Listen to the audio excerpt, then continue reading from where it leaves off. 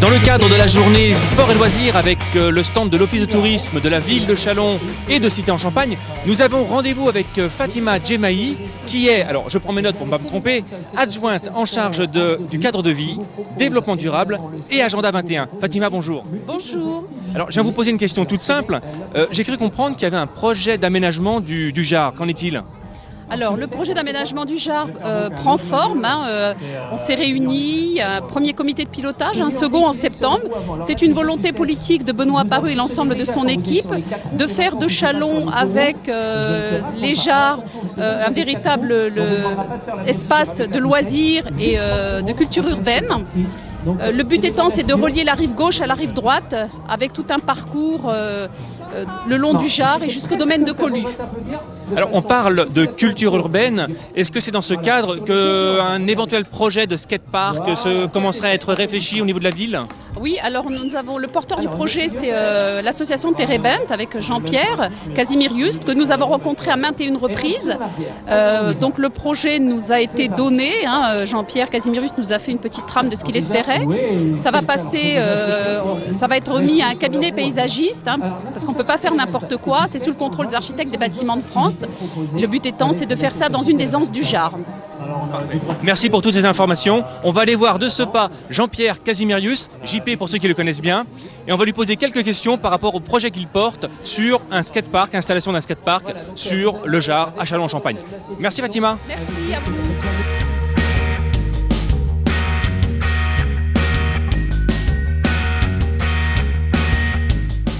Justement, JP, le voilà. Jean-Pierre, JP.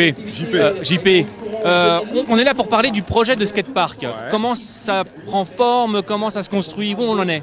Alors, depuis les 5 dernières années, on a quand même pas mal avancé. C'est un projet qui, pour moi, est quasiment abouti. On a donné dernièrement à la mairie des plans assez bien faits en ce qui nous concerne. Ensuite, effectivement, il y aura des choses à retravailler avec l'aspect technique et puis aussi avec les constructeurs avec qui la mairie passera contrat.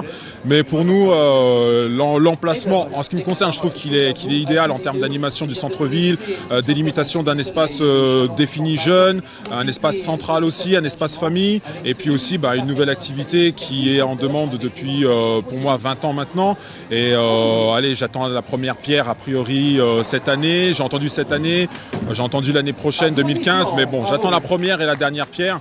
Mais bon, j'ai la foi et on va y arriver. Alors c'est vrai qu'apparemment c'est un projet qui est très attendu sur la région de Châlons, ça fait longtemps qu'on en parle. Ouais, effectivement, comme je te disais, déjà 20 ans, moi en 96, il y avait déjà des pétitions qui tournaient. Depuis que j'ai ouvert le magasin Easyware, j'ai réuni un certain nombre de jeunes qui pratiquent le skate et donc voilà, on n'a pas lâché l'affaire durant ces 5 dernières années.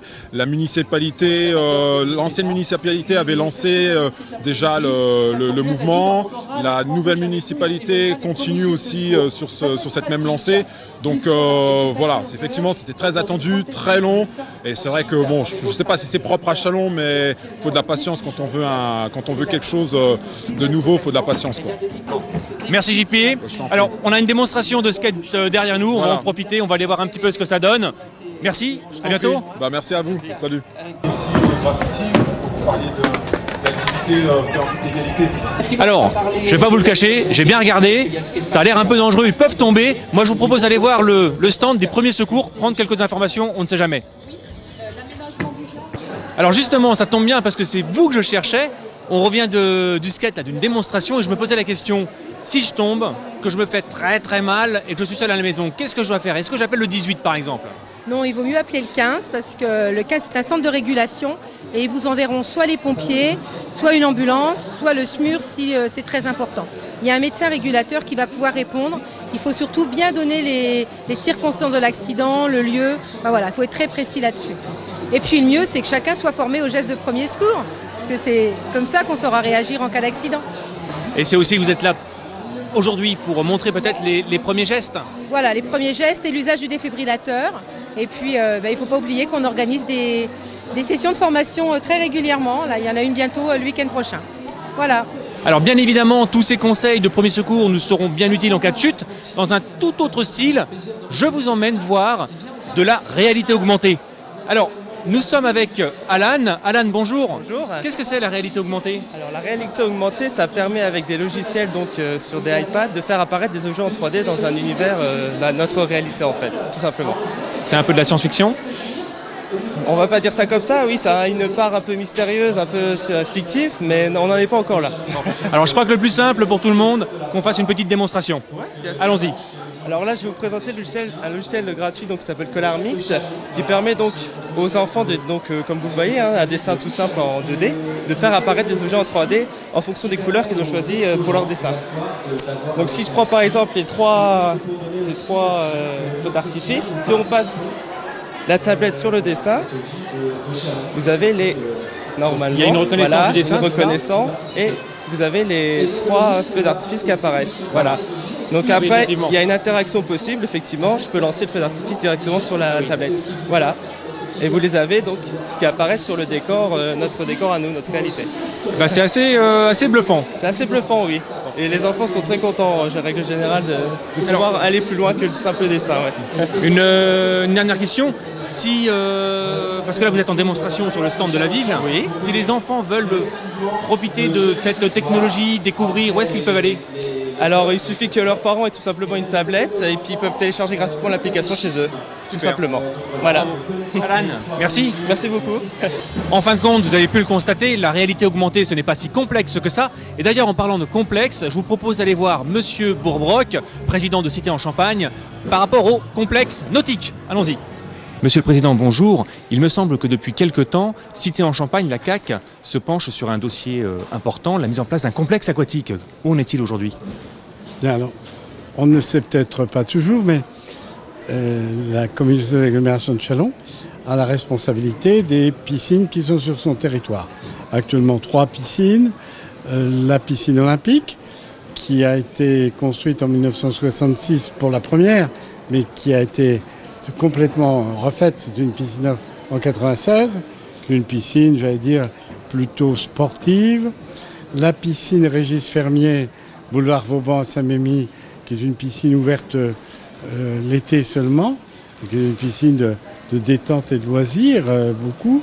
Et puis, ce qu'on appelle la piscine Tournesol, qui existe depuis près de 40 ans sur le territoire de la ville de Fagnières.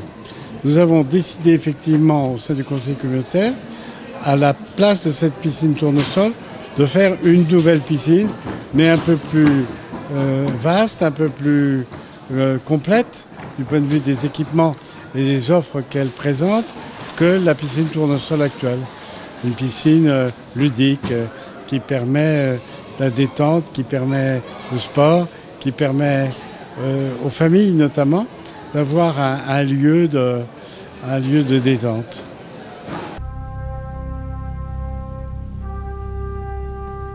Monsieur Wauchelet, bonjour. En fait, j'ai une question à vous poser. Oui.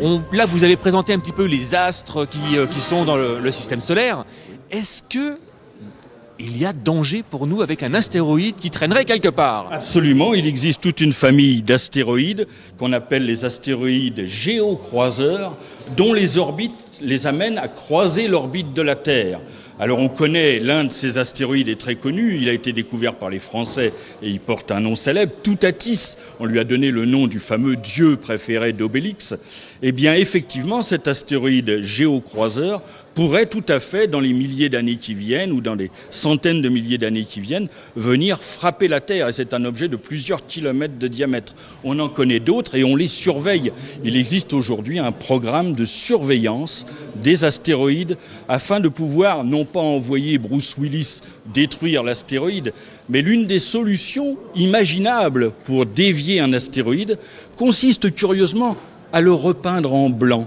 En effet, si l'on détecte la trajectoire de l'astéroïde 30 à 40 années à l'avance, on peut envoyer des capsules de peinture, il se couvre de blanc, il réfléchit la lumière du soleil différemment, la pression de radiation du rayonnement solaire provoque au cours des années une petite déviation de la trajectoire et plutôt que de venir nous heurter, il passe à 10 000 km de la Terre, ce qui nous suffit largement.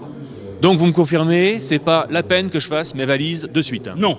Chalon virtuel, Chalon réel, dans tous les cas, Chalon en mouvement.